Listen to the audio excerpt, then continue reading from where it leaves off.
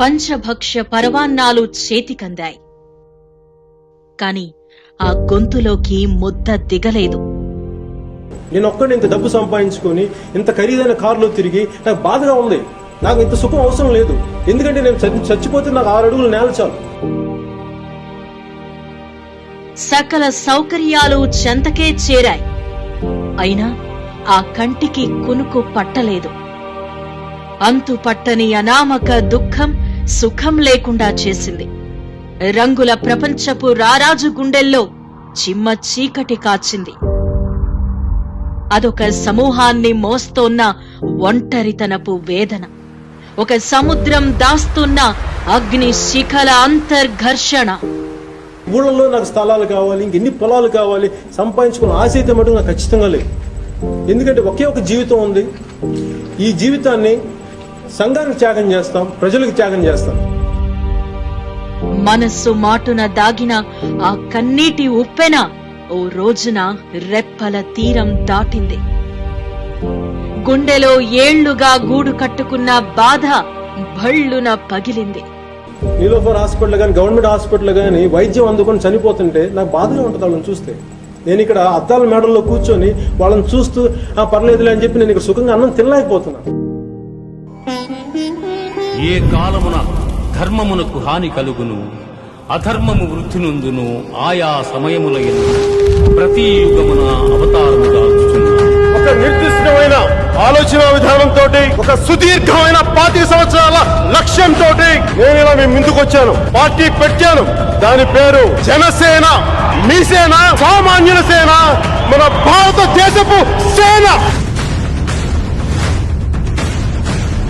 భగభగమండే జ్వాలై లేచాడు. గాంధీ గారి సిద్ధాంతాలు నమ్ముతాం. ఒక చెంప కొడితే ఈ చెంప చూపించాం.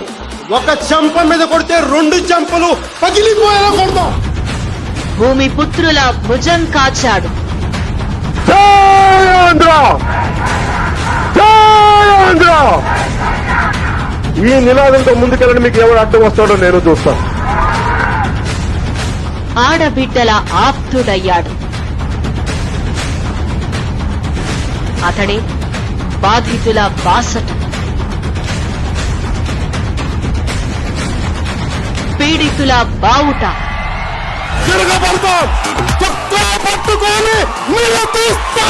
మనమే ఒక సైన్యం. మన గుండెల్లో ధైర్యం. భయపడతాం అనుకుంటున్నారా మీరు? మీ గుండెలకి ఉడుకులెత్తురు ఉన్న సలసల కాగుతున్న యువత కావాలి. మనందరం కలిపి పిడికిని మట్టే కావచ్చు, కానీ మనం చెయ్యెత్తితే ఒక దేశపు జెండా గుణంత పొగరుంది.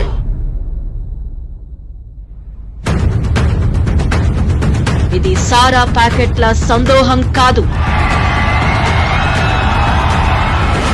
ఇవి బిర్యానీ బిగువుల బీరాలు కావు.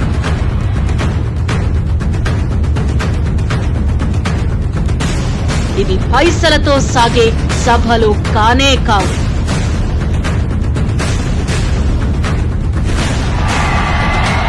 ఇది కోటెత్తిన అభిమాన సంద్రం.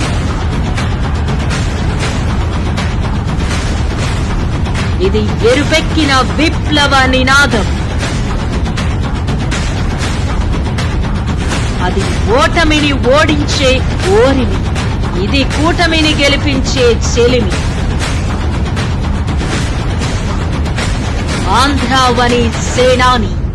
దేశంలో రాజకీయాన్ని శాసించింది గాంధీజీ, నేతాజీ, ఠాగూర్, మదన్ మోహన్ మాలవ్య, జయప్రకాష్ నారాయణ్, రామ్ మనోహర్ లోహియా. గొప్ప గొప్ప మహానుభావులు.